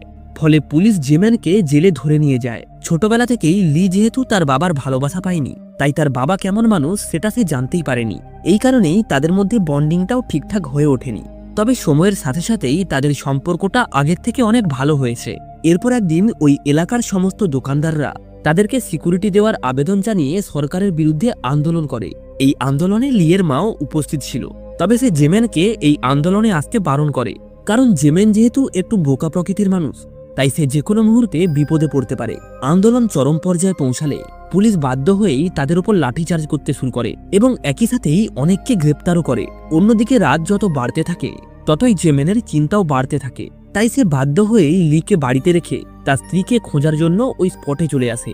আর সেখানে সে দেখতে পায় পুলিশ তার স্ত্রীকে গ্রেপ্তার করে নিয়ে যাচ্ছে। তাই সে আর কোনো কিছু না ভেবেই পুলিশের সঙ্গে লড়াই শুরু করে। তার মধ্যে থাকা সুপার পাওয়ার দেখে সবাই অবাক হয়ে যায়। পুলিশ তাকে আটকানোর জন্য তার উপর ওয়াটার গান প্রয়োগ করে। তার স্ত্রী তাকে বলে, বাড়িতে আমাদের ছেলে একা আছে, তুমি দয়া করে এখান থেকে চলে যাও। এভাবেই অনেকক্ষণ বোঝানোর পরে জেমেন এক লাফ দিয়ে সেখান থেকে পালিয়ে যায় এবং একটা ম্যানহলে লুকিয়ে পড়ে। জেমেনকে ধরার জন্য ডংকে ডেকে পাঠানো হয়। ডং জেমেনকে ধরার জন্য ম্যানহলের ভেতর প্রবেশ করলে তাদের দুজনের মধ্যে চরম ফাইট শুরু হয়। কেউ কারো থেকে কোনো অংশেই কম নয়। এভাবেই বেশ কিছুক্ষণ লড়াই চলার পর ডং জেমেনকে অজ্ঞান করে দেয়। এরপর ডং যখন তাকে নিয়ে ম্যানহোল থেকে বেরিয়েই আসছিল, তখনই সে দেওয়ালের অপর পাশে একটা বাচ্চাকে কাঁদতে দেখে। ডং তখন দেওয়ালটাকে ভাঙার জন্য ঘুষি মারতে থাকে। ঠিক এই মুহূর্তেই জেমেনেরও জ্ঞান ফিরে আসে এবং তারা দুজন একসঙ্গে ওই দেওয়ালটাকে ভেঙে বাচ্চাটাকে বাঁচিয়ে নেয়। এর কিছুক্ষণ পর দেখা যায় বাচ্চাটাকে কোলে নিয়ে ডং একাই বেরিয়ে এসেছে। জাং ডংকে জেমেনের ব্যাপারে জিজ্ঞাসা করলে সে বলে জেমেন নিজের বাড়িতে গেছে, কারণ সে তার ছেলেকে কথা দিয়ে এসেছিল সে বাড়ি ফিরে যাবে। তার ছেলে বাড়িতে একা রয়েছে। এরপর জাং জেমেনের বাড়িতে গিয়ে দেখে সে তার ছেলের সঙ্গেই রয়েছে। জাং পুলিশদের জেমেনকে গ্রেপ্তার করার আদেশ দিয়ে যখন চলেই যাচ্ছিল, তখনই হঠাৎ করেই পুলিশগুলো উড়ে এসে রুমের বাইরে পড়ে। জাং মনে করে হয়তো জেমেন এই পুলিশগুলোকে মেরেছে। কিন্তু তখনই তাদের মধ্যে একজন বলে তাদেরকে জেমেন নয়, জেমেনের ছেলে মেরেছে। একথা শুনে জাং অনেক খুশি হয়, কারণ সে বুঝতে পারে জেমেনের সুপার পাওয়ার তার ছেলের মধ্যেও রয়েছে। কিন্তু এই ব্যাপারটা জানার পর ডং একদমই খুশি ছিল না, কারণ তারও তো একটা মেয়ে রয়েছে। ডং তার মেয়ের সাথে খারাপ কিছু হওয়ার ভয়ে সবকিছু ছেড়ে ছুড়ে মেয়েকে নিয়ে অনেক দূরে চলে যায়। এদিকে দেখা যায় জাং ডং এর কোনো খোঁজ না পেয়ে বেশ চিন্তিত ছিল। এই সময় রেহুগ নামের সেই ব্যক্তি জাংকে ফিউচার সুপারহিরোদের একটা টিম বানানোর প্রস্তাব দেয়। অর্থাৎ তারা সমস্ত সুপারহিরোদের সন্তানদের তাদের অজান্তেই একই স্কুলে ট্রেনিং দিয়ে ভবিষ্যতের জন্য তৈরি করবে। জাং এই প্রপোজালে রাজি হয় এবং এর পুরো দায়িত্ব দেয় রেহুগকে। রেহুগ যেহেতু একজন ডিটেকটিভ এক্সপার্ট, তাই সে খুব সহজেই কিম, লি ও জ্যাংকে খুঁজে বের করে। সিন এখান থেকে বর্তমানে ফিরে আসে। স্কুল ছুটির পর জ্যাং কিমকে জিজ্ঞাসা করে, তোমার এক্সট্রা ব্যাগটা কোথায়? কিম বলে, আজকে আনা হয়নি। জ্যাং বুঝতে পারে আগের দিনের অ্যাক্সিডেন্টের কারণেই কিম এটা করেছে। এরপর তারা স্কুল থেকে বেরিয়ে যায়, আর এখানেই দেখা যায় এক অচেনা ব্যক্তি তাদেরকে ফলো করছে।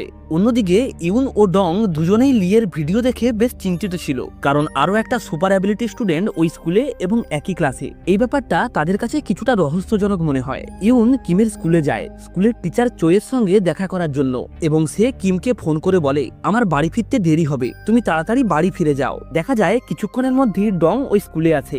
দুজনকে একসঙ্গে স্কুলে ঢুকতে দেখে সিকিউরিটি গার্ড কাউকে একটা ফোন করে ব্যাপারটা জানায়। এরপর ইউন চোয়ের সঙ্গে ওই অ্যাক্সিডেন্ট নিয়ে কথা বলে। ইউন জিজ্ঞাসা করে, ছেলেটার মধ্যে কি সুপার পাওয়ার রয়েছে? চোই বলে, না না, তেমন কিছু নয়, ছেলেটা আসলে অ্যাথলিট, তাই সে খুব জোরে দৌড়াতে পারে। এদিকে ডং পুরো স্কুলটাকে ভালোভাবে ঘুরে ঘুরে দেখছিল, আর একজন টিচার কন্ট্রোল রুম থেকে তার উপর নজর রাখছিল। তখনই একটা স্ক্রিনের সামনে ডং চলে আসে। সে বলে, আপনি কে? এবং এটা বলেই সে ক্যামেরাটা নষ্ট করে দেয়। ডং এর এমন অদ্ভুত ব্যবহার দেখে ওই শিক্ষক ভয় পেয়ে যায়। অন্যদিকে কিম ও জ্যাং জঙ্গিজের বাসে ওঠে, তাদের পেছনে সেই ব্যক্তিও ওঠে। তবে সে যেহেতু ওই বাসে নতুন উঠেছে, তাই ফোনের সাথে বাসের রেজিস্ট্রেশন না থাকায় পেমেন্ট হয় না।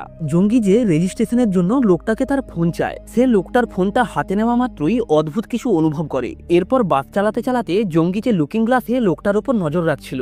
এই সময় আমরা লোকটার ফোনে জ্যাং এর ছবি দেখতে পাই। পরের স্টপেজে নামার জন্য জ্যাং ও কিম যখন বাসের দরজার কাছে এসে দাঁড়ায়, তখন সেই লোকটাও উঠে এসে তাদের পেছনে দাঁড়ায়। জঙ্গিজের ব্যাপারটা সন্দেহজনক মনে হওয়ায় সে পরের স্টপেজে না দাঁড়িয়ে বাসটাকে আরো স্পিডে চালাতে শুরু করে। পাশের প্রবল ঝাঁকুনিতে সবাই এদিক ওদিক উল্টে গেলেও ওই লোকটা কিন্তু সোজা দাঁড়িয়েছিল।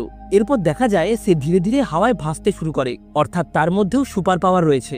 জঙ্গি যে বাসটাকে কোনো মতে সামনের একটা পুলিশ স্টেশনে নিয়ে আসে। ভয়ে সমস্ত যাত্রী বাস থেকে নেমে গেলেও জিহোক নামের সেই ব্যক্তি বাসের মধ্যেই দাঁড়িয়েছিল, এবং সে একদৃষ্টিতে জঙ্গিজের দিকে তাকিয়েছিল। তবে মুহূর্তের মধ্যেই ওই ব্যক্তি কোথায় উধাও হয়ে যায়। পুলিশের পর জঙ্গিজের থেকে পুরো ঘটনার ডিটেলস নিচ্ছিল। তখনই কিম ও জ্যাং সেখান থেকে একটা ট্রেনিং একাডেমিতে চলে আসে। অন্যদিকে ডং চলে আসে চইয়ের রুমে। সেখানে চই ও ইউন আগে থেকেই কথা বলছিল। ডং ইউনকে দেখে চিনতে পারে। ইউন রুম থেকে বেরিয়ে যাওয়ার সময় আস্তে করে ডংকে বলে, রুমে সিসিটিভি রয়েছে। এদিকে যে টিচার সিসিটিভির মাধ্যমে পুরো স্কুলের উপরে নজর রাখছিল, তার কাছে একজন মহিলা আসে রুমটা পরিষ্কার করার জন্য। তবে অদ্ভুতভাবেই মহিলাটা রুমে ঢুকে ওই টিচারের গলায় ছুরি গেঁথে তাকে মেরে ফেলে। আসলে এই মহিলাটা হলো একজন নর্থ কোরিয়ান এজেন্ট। অন্যদিকে ডং চইকে বলে, যে মহিলা এখনই বেরিয়ে গেল তাকে আমি চিনি, আর যে ছেলেটা আমার মেয়েকে বাঁচিয়েছে তার বাবাকে সেটাও আমি আন্দাজ করতে পারছি। তিনজন ছেলে মেয়ে যাদের বাবা মা অতীতে একে অপরকে চিনত, তারা একই স্কুলে আবার একই ক্লাসেই পড়ে। ব্যাপারটা কি নিছক কাকতালীয়? তাছাড়া আপনি কি জানেন আপনার মাথার উপরে একটা গোপন ক্যামেরা রয়েছে? এই সমস্ত কথা ওই নর্থ কোরিয়ান এজেন্ট জুনহা শুনতে পায়, এবং এর সাথে সাথেই সে কাউকে একটা ফোন করে স্কুলের ভেতরে আসতে বলে। আর জুনহার এই কথাগুলো ইউন তার স্পেশাল অ্যাবিলিটি দিয়ে শুনতে পায়। সে দ্রুত জুনহার কাছে চলে আসে। তবে জুনহা তখন ঘর পরিষ্কার করার অভিনয় করতে থাকে, কিন্তু ইউন ওই রুমে এসে টিচারের লাশটা দেখতে পেয়ে যায়। ইউন ভেতর থেকে রুমের দরজাটাকে লাগিয়ে দেয়, আর এখানে জুনহা ও ইউনের মধ্যে চরম এক ফাইট শুরু হয়। বেশ কিছুক্ষণ ফাইট চলার পর ইউন জুনহাকে বেশ আহত করে দেয়। তবে ঠিক সেই সময় রুমের দিকে কারো একটা আসার শব্দ পেয়ে ইউন সেখান থেকে পালিয়ে যায়। জুনহা তাকে সিসিটিভিতে খোঁজার চেষ্টা করলেও কোথাও খুঁজে পায় না। এরপর চোয়ের কাছে নর্থ কোরিয়ান এজেন্ট চিওকুন আসে। আসলে যে সুপার পাওয়ার যুক্ত বাচ্চাদের ওই স্কুলে ট্রেনিং দেওয়া হচ্ছে, সেই ট্রেনিং এর ফাইলটা নিয়ে যারা যারা ওই ট্রেনিং এর সঙ্গে যুক্ত তাদেরকে মেরে ফেলার জন্যই তাকে পাঠানো হয়েছে। জিওক চইকে ফাইলটা চায়। এদিকে জুনহা লক্ষ্য করে হঠাৎ করেই সিসিটিভি গুলো কেমন একটা আবঝা হয়ে যাচ্ছে। আসলে ইউন সিসিটিভিতে বরফ ছুঁড়ে সেগুলিকে আবঝা করে দিয়েছে। এরপর সে কন্ট্রোল রুমে গিয়ে পুরো স্কুলের ইলেকট্রিক পাওয়ার বন্ধ করে দেয়। জুনহা কন্ট্রোল রুমে যায় ইলেকট্রিক পাওয়ার অন করার জন্য। তবে ইউন আগে থেকেই সেখানে উপস্থিত ছিল। সে তৎক্ষণাৎ জুনহাকে গুলি করে মেরে ফেলে। এদিকে জিওকুন চইকে ফাইল চাইলে চই তাকে স্কুল থেকে চলে যেতে বলে, তবে তারা না যাওয়ায় ডং জিওকুনের সঙ্গী সিনহাকে মারতে শুরু করে। তবে সিনহারও ডংয়ের মতো হিলিং পাওয়ার ছিল, তাই এত মার খাওয়ার পরেও তার কিছুই হয় না। এরপর সিনহা ডংকে ঘুষি মারতে মারতে তার মুখ তোবড়ে দেয়। এদিকে লি স্কুলের লাইব্রেরিতে বসে পড়ছিল, তবে লাইট চলে যাওয়ায় সে যখন স্কুল থেকে বেরিয়েই যাচ্ছিল তখনই তার সামনে সানজিন নামের এক নর্থ কোরিয়ান এজেন্ট চলে আসে এবং সে তার ফোনে থাকা ছবি দেখে লিকে চিনতে পারে। ঠিক এই সময় লিকে তার মা ফোন করে। লি তার মাকে বলে, আমি এই স্কুল থেকে বেরোচ্ছি। তবে এর মধ্যেই সানজিন হঠাৎ করেই লিকে মারতে শুরু করে। লিয়ের মা বুঝতে পারে তার ছেলে বড় কোনো বিপদে রয়েছে। জেমেন এই কথাটা শোনা মাত্রই দৌড়ে লিয়ের স্কুলের দিকে যেতে থাকে। এখান থেকে সিন স্পোর্টস ট্রেনিং সেন্টারে শিফট হয়। জ্যাং যখন সেখানে প্র্যাকটিস করছিল তখন কিম কিছু একটা কেনার জন্য বাইরে যায়। ঠিক এই সময় সেখানে জেহক আসে এবং ভেতর থেকে দরজাটা লক করে দেয়। জ্যাং জেহককে জিজ্ঞাসা করে, আপনি কে? তবে জেহক কোনো কিছু না বলেই জ্যাংকে বাঁধতে শুরু করে। জেহক বুঝতে পারে জংয়ের হিলিং অ্যাবিলিটি রয়েছে, তাই সে জ্যাংকে বেশ কিছুটা উপরে নিয়ে গিয়ে ফেলে দেয়। এদিকে কিম একাডেমিতে ফেরত এসে দেখে সেখানে সিকিউরিটি গার্ড নেই এবং দরজাটা ভেতর থেকে লাগানো, আর একই সাথেই সে ভেতর থেকে জ্যাংয়ের চিল্লানোর আওয়াজ শুনতে পায়। জ্যাং বিপদে আছে বুঝতে পেরে সে দৌড়ে একাডেমি থেকে বাইরে বেরিয়ে আসে এবং উড়ে গিয়ে একাডেমির ওপরের কাঁচ ভেঙে ভেতরে প্রবেশ করে কোনো রকমে জ্যাংকে বাঁচিয়ে নেয়। কিম জ্যাংকে জিজ্ঞাসা করে, এই লোকটা কে? জ্যাং বলে, আমি জানি না, তবে আমি আজ একে মেরেই ফেলবো। এরপর তারা দুজন মিলে জেহককে মারার চেষ্টা করে, কিন্তু জেহক জ্যাংকে মেরে অজ্ঞান করে দেয় এবং কিমকে একটা জালের মধ্যে আটকে দেয়। জেহক কিমকে বলে, তোমার বাবাকে আমি চিনি, তার নাম হলো জুসিক। কিম বলে, আপনি কিভাবে চিনলেন? জেহক বলে, আমি তোমার বাবাকে গ্রেপ্তার করেছিলাম। এটা শুনে কিম অনেক রেগে যায় এবং পেছন থেকে জেহককে জাপটে ধরে। আর ঠিক এই সময় জ্যাংয়েরও জ্ঞান ফিরে আসে। সে একটা লোহার বল দিয়ে সজোরে জেহকের মুখে মারে, যার ফলে সে কিছুটা আহত হয়। এই সময় জিওকুন জেহককে ফোন করে বলে, এখানের অবস্থা খুবই খারাপ, তুমি যত তাড়াতাড়ি সম্ভব চলে এসো। জেহক যাওয়ার আগে কিমের ওপর গুলি চালায়, তবে জ্যাং কিমকে বাঁচানোর জন্য ওই গুলিটা নিজের শরীরে নিয়ে নেয়। জ্যাং কিমকে বলে, তোমার মায়ের তোমার সাহায্যের প্রয়োজন, যত তাড়াতাড়ি সম্ভব তুমি স্কুলে যাও। জ্যাংয়ের কথা মতো কিমের পর স্কুলে যাওয়ার জন্য রওনা দেয়। এখান থেকে সিন পুনরায় স্কুলে শিফট হয়। জিওকুন ও সিনহে যখন ফাইলটা খোঁজার জন্য যাচ্ছিল ঠিক তখনই তাদের সামনে ইউন চলে আসে। জিওকুন তাকে জিজ্ঞাসা করে, তুমি এখানে কি করে আসলে, আর আমার লোকেরাই বা কোথায়? ইউন বলে, আমি অলরেডি তোমার দুজন এজেন্টকে মেরে ফেলেছি, এখন তুমি আমাকে বলো জুসিক কোথায়? এখান থেকে সিন জুসিকের টপ সিক্রেট মিশনের রাতে শিফট হয়। জুসিককে নর্থ কোরিয়ার প্রেসিডেন্টকে মারার জন্য পাঠানো হয়, তাই জুসিক নর্থ কোরিয়াতে প্রেসিডেন্টের মহলে যায় এবং গুলি করে প্রেসিডেন্টের সমস্ত সৈন্যকে আহত করে। আর এই আহত সৈন্যদের মধ্যে জিওকুনও ছিল। জিওকুন জুসিককে ভেতরে না যাওয়ার অনুরোধ করে, তবে জুসিক তার কোনো কথা না শুনে ভেতরে চলে যায়। এটা দেখে জিওকুন যখন জুসিককে গুলি করতেই যাচ্ছিল তখন জুসিক সেটা বুঝতে পেরে জিওকুনের হাতে গুলি করে, যার ফলে জিওকুনের একটা আঙুল হাত থেকে বিচ্ছিন্ন হয়ে যায়। তবে জুসিক নর্থ কোরিয়ার প্রেসিডেন্টকে না মেরে সেখান থেকে পালিয়ে যায়। আর এই ঘটনার পর থেকেই নর্থ কোরিয়াও সুপার হিউম্যান তৈরি করার জন্য উঠে পড়ে লাগে। তারা কিছু স্পেশাল অ্যাবিলিটি যুক্ত মানুষকে একটা উঁচু পাহাড়ে নিয়ে যায় এবং জোর করে তাদেরকে সেখান থেকে ঝাঁপ দিতে বাধ্য করে, আর সেখান থেকে যারা বেঁচে ফিরে আসতো তাদেরকেই সুপার হিউম্যান আর্মিতে নেওয়া হতো। এর কিছু বছর পর সাউথ কোরিয়ান আর্মি জুসিককে তার ঘর থেকে গ্রেপ্তার করে। জাং জুসিককে তার স্ত্রী ও সন্তানের বিপদের ভয় দেখিয়ে নর্থ কোরিয়াতে আবারও একটা মিশনে যেতে বাধ্য করে। তবে এইবার জুসিক নর্থ কোরিয়ান আর্মিদের হাতে ধরা পড়ে। এখান থেকে সিন বর্তমানে ফিরে আসে। ইউন বুঝতে পারে জিওকুন তার পকেটের মধ্যে বন্দুকটা রিলোড করছে, তাই ইউন তৎক্ষণাৎ তাদের ওপর গুলি চালায়।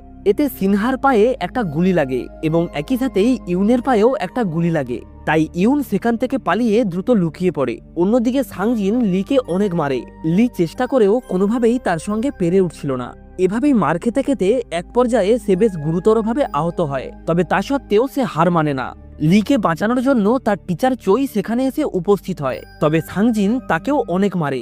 এরপর সে লিয়ের গলা চেপে ধরে, তবে ঠিক তখনই সেখানে জেমেন চলে আসে।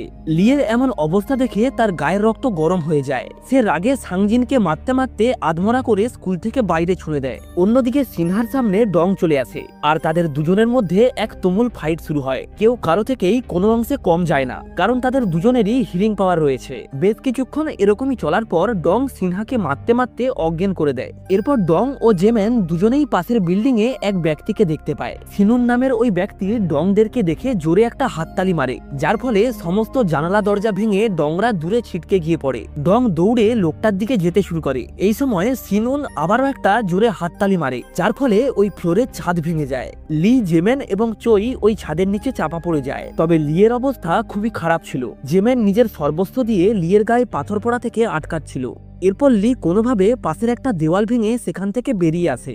অন্যদিকে ডং সিনুনের কাছে যাওয়ার চেষ্টা করলে সিনুন হাততালি মেরে তাকে অনেকটা দূরে ছিটকে দেয়। ঠিক এই সময় অপর পাশ থেকে জেমেন এসে সিনুনকে মারতে শুরু করে এবং সে তার একটা হাত ভেঙে দেয়। ঠিক তখনই সেখানে সিনহেও চলে আসে। জেমেন এবং ডং একত্রিত হয়ে তাকে অনেক মারে। সিনুন এসব দেখে হাততালি মারার চেষ্টা করে, তবে তার হাত ভেঙে যাওয়ায় সে তা করতে পারছিল না। তাই শেষমেশ কোনো উপায় না থাকায় সিনুন জানলা থেকে ঝাঁপ দেয় এবং মাটিতে হাত দিয়ে আঘাত করে, যার ফলে সেখানে এক বিশাল ভূমিকম্পের সৃষ্টি হয়। আর সাথে সাথেই ওই বিল্ডিংটা তৎক্ষণাৎ ধসে পড়ে। টং কোনো মতে জেমেনকে সেখান থেকে বাঁচিয়ে নেয়। আর চই ও লি যেহেতু আগে থেকেই সেখান থেকে বেরিয়ে গিয়েছিল, তাই তাদের খুব একটা ক্ষতি হয় না। সিনুন সিনহার খুব ভালো বন্ধু ছিল, তাই তাকে হারিয়ে সে অনেক কষ্ট পায় এবং সে কাঁদতে কাঁদতে ওই স্কুল থেকে বেরিয়ে আসে। এখান থেকে সিন জঙ্গিজের কাছে শিফট হয়। জঙ্গিজে জ্যাংকে রক্তাক্ত অবস্থায় দেখে তাকে জিজ্ঞাসা করে, তোমার কি হয়েছে? জ্যাং বলে, আমাকে স্কুলে যেতে হবে। এটা বলেই সে দৌড়ে সেখান থেকে পালিয়ে যায়। জঙ্গিজেও এই ব্যাপারটা নিয়ে চিন্তিত হয়ে দ্রুত স্কুলের দিকে যেতে থাকে। এদিকে জেহক কিমের স্কুলে চলে আসে এবং সে ডংয়ের একটা চোখে গুলি মারে, যার ফলে ডং সেখানেই অজ্ঞান হয়ে যায়। এরপর জেহকের সাথে ইউনের বন্দুক নিয়ে ফায়ারিং চলতে থাকে। একটা সময় জেহক যখন ইউনকে গুলি করতেই যাবে, ঠিক তখনই সেখানে কিম চলে আসে এবং সে জেহককে মারতে শুরু করে। তবে জেহক কিমকে পেছন থেকে জাপটে ধরে নেয়। দূর থেকে জঙ্গি যে কিমকে দেখতে পায়, তাই সে বাস নিয়ে স্কুলের গেট ভেঙে ভেতরে চলে আসে। তবে জেহক কিমকে নিয়ে তার বাসের সামনে চলে আসে। জঙ্গি যে কোনোভাবে তার বাসটাকে ঘুরিয়ে দেয়। এতে জেহকের মাথায় আঘাত লাগায় সে সেখানে পড়ে যায় এবং একই সাথেই পিচ্ছিল বরফে বাসটাও উল্টে যায়। তবে জেহক আবারও উঠে গিয়ে কিমের দিকে বন্দুক তাক করে। তখন ইউনো জিওকুনের দিকে বন্দুক তাক করে, আর এই সুযোগেই জঙ্গি যে তার বাসের ব্যাটারি থেকে পাওয়ার নিয়ে জেহকের উপরে অ্যাটাক করে, যার ফলে জেহক নিচে পড়ে যায় এবং তার একটা হাত শরীর থেকে আলাদা হয়ে যায়। জিওকুন জেহককে বলে, তুমি এখান থেকে চলে যাও, তোমার পরিবার রয়েছে। এটা শুনে জেহক সেখান থেকে চলে যায়। অন্যদিকে ডংয়ের জ্ঞান ফিরলে বুঝতে পারে তার চোখে গুলি লেগেছে। কে তার চোখটা উবড়ে দেয়। এরপর সে জিওকুনের কাছে আসে এবং তাকে মারতে শুরু করে। জিওকুন তখন স্বেচ্ছায় ছাদ দিয়ে ঝাঁপ দেওয়ার চেষ্টা করে, তবে ডং তাকে ধরে ফেলে। ইউন তাকে জিজ্ঞাসা করে জুসিক কোথায়। এখান থেকে সিন 5টে শিফট হয়। জিওকুনকে তার সুপিরিয়র অর্ডার দিয়েছিল এই সুপার হিউম্যান প্রজেক্টের সঙ্গে যারা যারা জড়িত তাদের সবাইকে মেরে ফেলতে, তবে জিওকুন সেটা চায়নি। সে চেয়েছিল এই প্রজেক্টের মাস্টার মাইন্ড অর্থাৎ জাংকে মারতে, তবে তার সুপিরিয়র তাতে রাজি হয়নি। আসলে সে এই প্রজেক্টে অনেক নিরীহ মানুষকে মরতে দেখেছে, তাই সে এসেছিল ওই ফাইলটা নষ্ট করে দিতে, যাতে পরবর্তী প্রজন্ম সুপারহিরো সম্পর্কে কিছু জানতে না পারে। এরপর সে ধীরে ধীরে ডংয়ের হাত ছাড়িয়ে নিচে ঝাঁপ দেয়। অন্যদিকে জ্যাং দৌড়ে আসতে আসতে তার সঙ্গে সিনহার ধাক্কা লাগে। জ্যাং লক্ষ্য করে সিনহা অনেক কাঁদছে, তাই জ্যাং তাকে হসপিটালে ভর্তি করে স্কুলে আসে। ততক্ষণে সেখানে পুলিশ চলে আসে এবং ওই পুরো এরিয়াটা নিজেদের কন্ট্রোলে নিয়ে নেয়। এরপর তারা প্রত্যেকে যে যার বাড়ি ফিরে যায়। এখান থেকে সিন কিছুদিন পরে নর্থ কোরিয়ার হেড অফিসে শিফট হয়। সুপিরিয়র জেহকের কাছে ফাইলের ব্যাপারে জানতে চাইলে জেহক তাকে সেখানেই গুলি করে মেরে ফেলে। এরপর সে বন্দি জুসিককে জেল থেকে মুক্ত করে দেয়। জুসিক সাউথ কোরিয়াতে ফিরে এসে জাংয়ের গলা কেটে তাকে মেরে ফেলে। অন্যদিকে ডং সিনুনকে তার সঙ্গে রেখে তাকে কাজ শেখায়। এদিকে জঙ্গি যেও তার সাধারণ জীবনে ফিরে এসেছে এবং সবশেষে জুসিক কিম ও ইউনের কাছে ফিরে আসে। আর এর সাথেই এই পুরো স্টোরিটা এখানেই শেষ হয়। ভিডিওটা ভালো লেগে থাকলে অবশ্যই একটা লাইক করে চ্যানেলটাকে সাবস্ক্রাইব করে রাখবেন। তাহলে আজ এই অবধি, দেখা হচ্ছে নেক্সট ভিডিওতে নতুন কোনো সিরিজের এক্সপ্লেনেশন নিয়ে।